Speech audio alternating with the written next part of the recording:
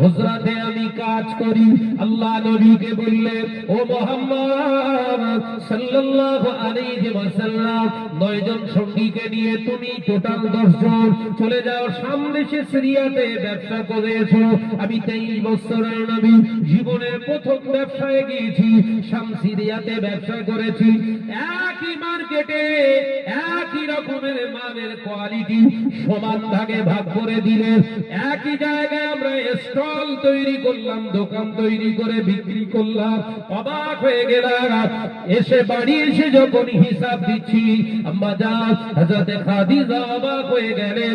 9 জনের কাছে যা মাল দিয়েছিলাম, তারা যে পরিমাণে লাভ দেখিয়েছে, আমার মুহাম্মদ সাল্লাল্লাহু আলাইহি ওয়াসাল্লাম একই মাল বিক্রি করে তাদের থেকে 3 গুণ লাভ তিনি দেখিয়ে দিয়েছেন।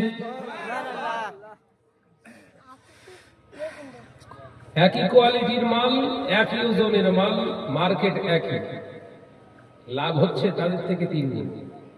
সুবহানাল্লাহ। তাহলে প্রশ্ন আসবে না? আসবে না?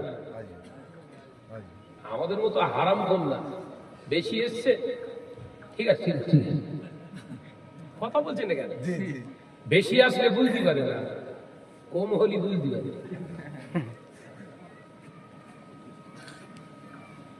আমার আওয়াজ বোঝা যাচ্ছে তো?